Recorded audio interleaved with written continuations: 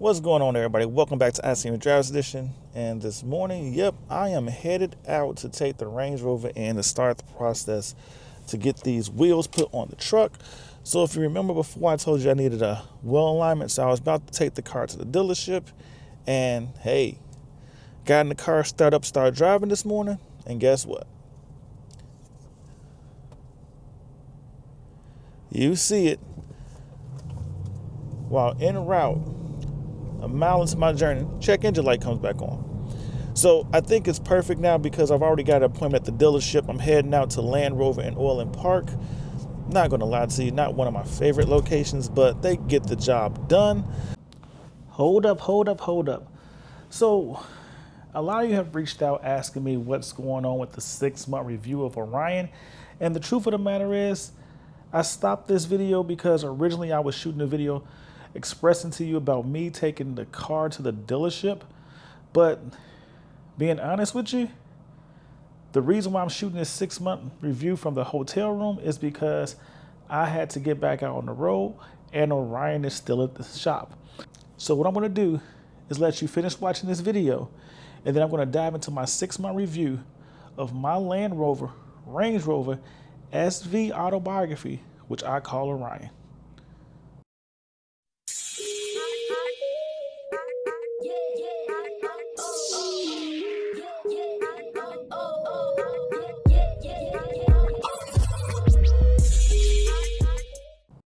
So I'm headed out to Land Rover in Orland Park. I guess I have them take a look at the truck, and then we'll talk about what they find and what's wrong with the Range Rover. But I will be honest with you. Just doing some research on the Range Rover, and this is before now. And mind you, this is now, March 20th? Yeah, March 20th. So the last time the Range Rover was in the shop was back in November when they addressed one issue. Now we got, like I said, check engine light now.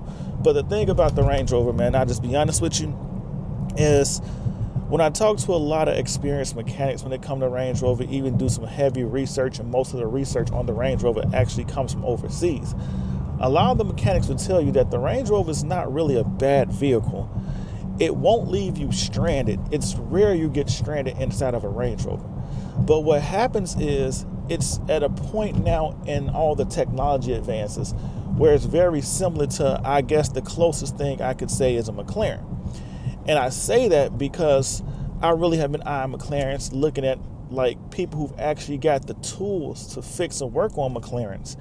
And I'm not going to drift this into a McLaren conversation, but what is shared between both vehicles is that they both are very well monitored and censored when it comes to things that could indicate possible issues.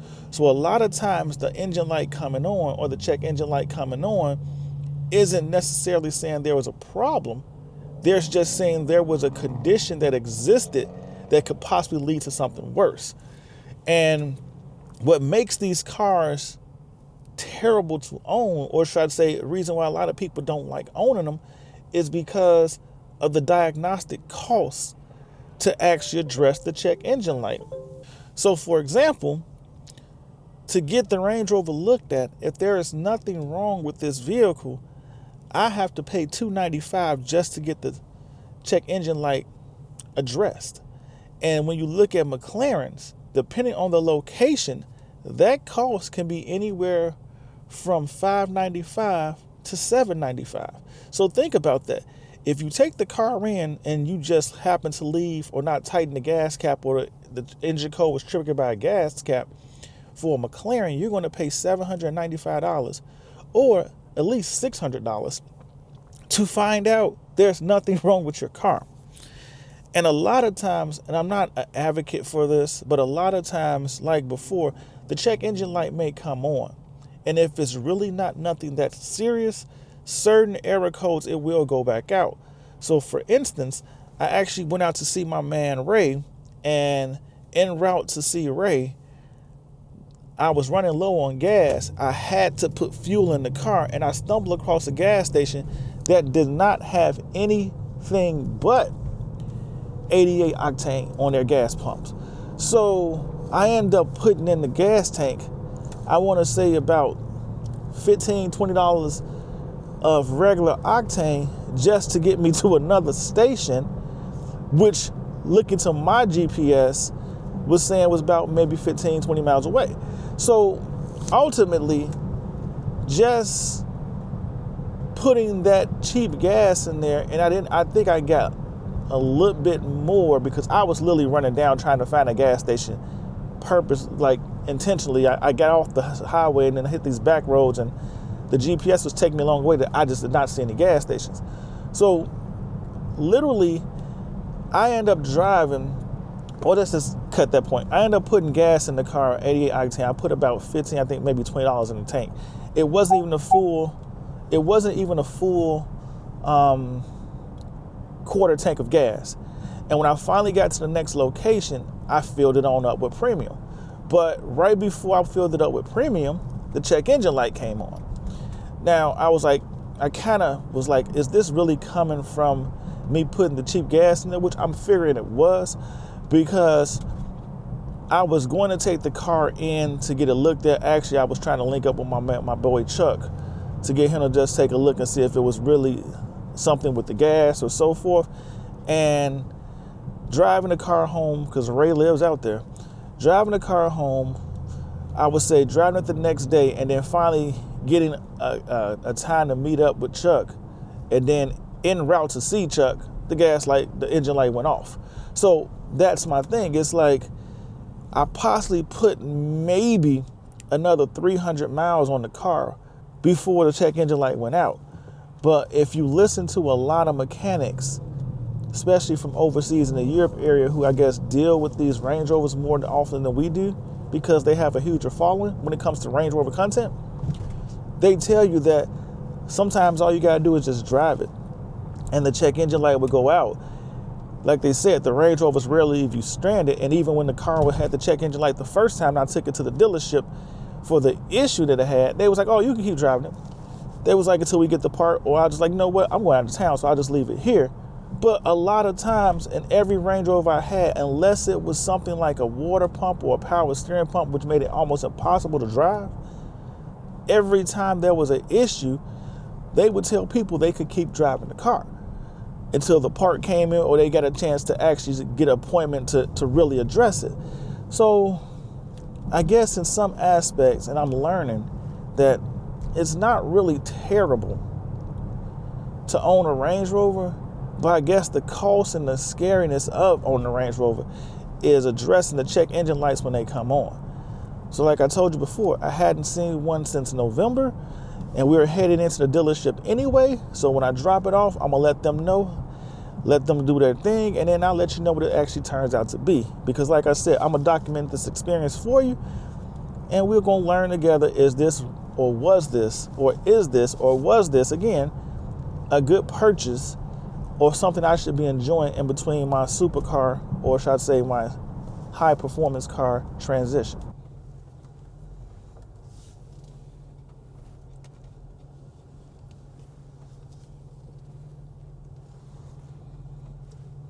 Well, we have made it to the Land Rover dealership.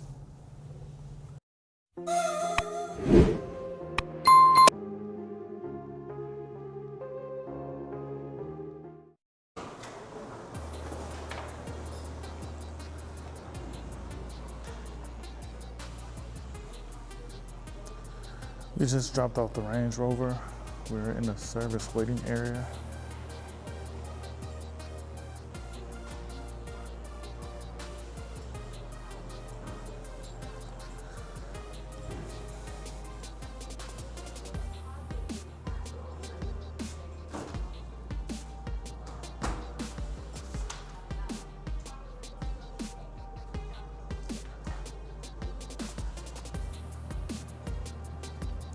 So let's take a look at some of the new upgrade options they have available.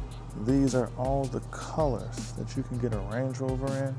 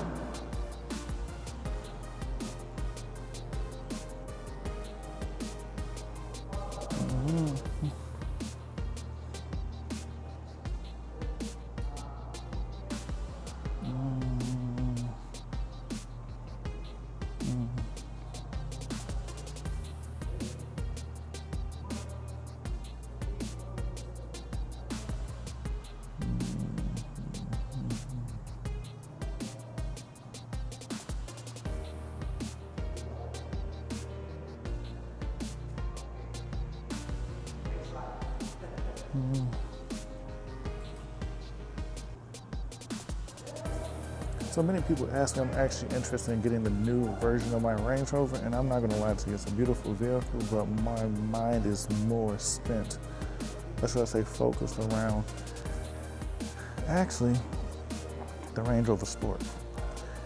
I feel like this version of the Range Rover Sport is more appealing to me, and I think it has a lot to do with the floating interior, but this one just looks more, I would say, along my lines. I like the sporty aspect of the inside, the design. The screen doesn't look as much floaty as the big Range Rover, and I know all the luxury options aren't going to be there, but I still like the vehicle.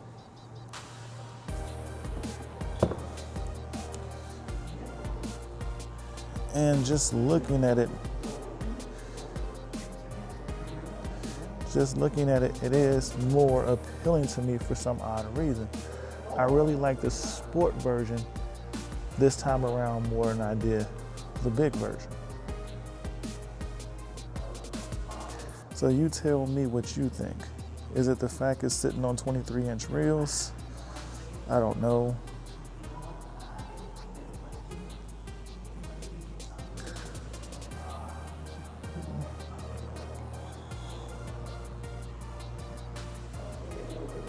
But the car seems way more appealing to me, and this white selection right here reminds me more of, go ahead. This white selection reminds me more of an SV, or should I say the ceramic matrix gray that you see on the Corvette, and I really like that. But like I said, for some odd reason, the Sport looks more intriguing to me this time around.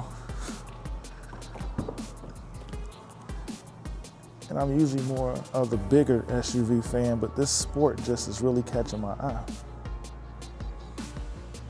Now, I know they do have the Range Rover Sport SV, which is combined with the BMW X5M engine, which puts out like 625, 640 horsepower, but because of all the additional luxury features you get with the Range Rover, it is slower on the performance side than the X5M.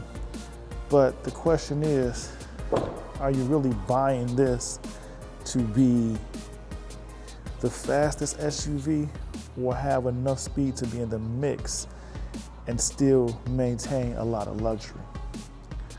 Let me know what your thoughts are. But for me, I like this new Sport design. And if I was to upgrade Orion, it would probably be for a Sport. I just think I'm exiting the phase of being the older gentleman with a Range Rover. But my SV Autobiography had the best of both worlds. It had the luxury and it had the performance, which is why I chose it. Looking at the newer versions, and this isn't the top of the line, I also want you to understand that. This one also has the third row, which is appealing, but there's really not much space back there if you look at it. But it does have it, so that plays its part. But at the end of the day,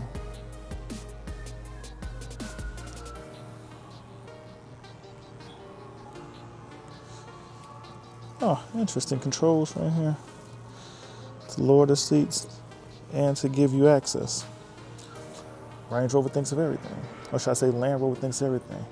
The sound system in this one doesn't seem that impressive, but it may be the same as at the Range Rover Sport. I just don't know. But again, this vehicle, a lot of options and features, especially the power running board, which I am slowly becoming not a fan of because of my truck. What I learned with any power running board vehicle is in the wintertime, there are sensors that have to be cleared and so forth, and then when the snow and slush gets up on there, it doesn't want to work. I've seen it with Ford pickups, Chevy Silverado pickups. I've seen it on of course, my own Range Rover. I've seen it on Ford products. I've seen it on the Lincoln Navigator. So this is a common thing across the board. It isn't just a Range Rover issue. But you guys tell me what you think. Which one would you upgrade to? The Range Rover Sport or the big boy? Okay, so being transparent, I've owned Orion for just under 5 months. I dropped him in the shop to get the repairs done that we talked about earlier in this video. And what I can sit there and say to you is, over this timeline, I put about 5,000 miles on Orion, close to 6. And most of those miles were bringing him home and honestly driving him back and forth when I first got him. As time has progressed, I've driven the car a lot less, not because it can't handle the weather, any conditions like that, but honestly, we're in travel sports and my son has been traveling a lot, so I just really haven't been home. So with that being said, I have a surprise coming because I've got some items that are going to change the appearance and the look on Orion, which I was hoping to have done by the time we shot this 6-month review. But because the car has been in the shop, I haven't been able to make the modifications I want to introduce to you guys with the car. So stay tuned, those are coming, and I even got a video coming expressing at least the biggest change up, which for me is going to be the wheel. So keep your eyes open for that one. But like I said, so after owning the car for 6 months, what I really discovered is the Land Rover Range Rover SV Autobiography luxury is on a whole other level. And when I say that to you, not only have you seen the reclining seats in the back from previous videos, but what I will sit there and say, the fact that you have massaging seats in all 4 seats of the vehicle is a plus. Like I stated a second ago, my son does travel soccer. When I bring him home in a car, he sits in the car and gets massages. Occasionally his friends who ride with us get massages. I drive getting a massage, which is kind of funny because my wife's like, I can't drive and get a massage because she's afraid she's going to fall asleep. But she enjoys the massage from the passenger side of the car. And that may just sound a little bougie for most people, but it's a benefit that you really never understand how much you truly enjoy it until you have it. The same thing with the heated and cooled seats. The fact I got heated windshields for every time it snows, I just push a button, the snow slides right off the windshield. Then we go back to the factor that, you know, it's a Range Rover. So we've had bad rain, weather, and so forth.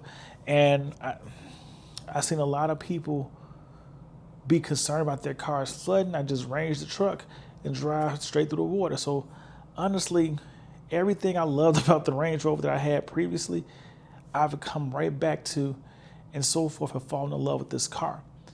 And at this point, I don't think there's anything I could really feel like I would probably replace Orion with other than maybe a G-Wagon. So I don't know if that's something in my near future, but what I can sit there and say to you is it's something I'm definitely thinking about because at this point, Orion has made me realize how much I love an SUV. And many people say it's a Range Rover, it's a big body Range Rover. You can't call it a performance SUV, but the vehicle has 557 horsepower and this thing moves. So the performance side of it, I really like too.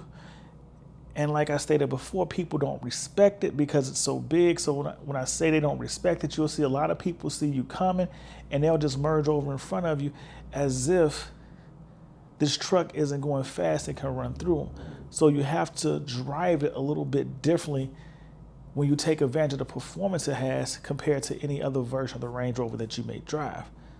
But overall, I can sit there and say this to you. I really like the truck. And I know I'm missing out on a lot of the key luxury features that I truly love about it, but you have to get in it to really experience it and really understand why it was the premier luxury SUV for its time. And the only thing that really rivals it is truly a Rolls-Royce Cullinan.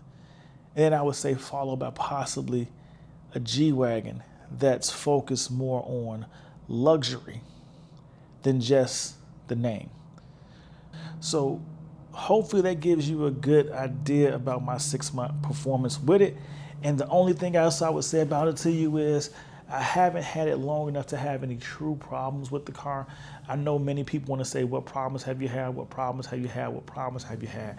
And honestly, minus this check engine light thing that came on twice as I had it, and I know it's circulating around the actual, I would say, ECU of the vehicle. I'll keep you posted as that goes along because I really want to see myself and figure out what this actually is. And the one thing about this, I told you I was going to get it and share the experience with you guys. I think it's going to be a quick fix. I could be mistaken, but at the end of the day, whatever happens with it, I will share with you guys. So stay locked in, stay tuned in, so we can go through the drama together, or we can celebrate the lack thereof of drama. But at this point, Orion has been pretty much reliable. There's only been these 2 check engine lights that popped on since I've had it. And in both cases, I feel like it's the same issue, just, I don't know, but we'll find out. ICNV Drivers Edition, go ahead, hit that like button, subscribe to the channel, join the ICNV Drivers Edition community. We're an interactive community, which means if you hit me up on any one of my social media platforms or in the comments below, I'll do my best to respond. And if the topic you bring up is interesting enough, just like this one, I'll even shoot a video on it. But don't forget, we were all made in his image and given dominion over the world, which means we weren't just meant to be. So chase your dreams, build your visions, never ever give up, and embrace your own identity. It is okay to be unique. We were all given unique gifts to become the best versions of us that we can possibly be. So step into your call and become the blessing to the world that you were meant to be. Remember, you can be the one and not the one at the same time, because it's okay to be unique. But just remember to stay humble, stay focused, and stay blessed. And I'll see you in these streets. And hopefully back behind the wheels of Orion with a new look. Peace.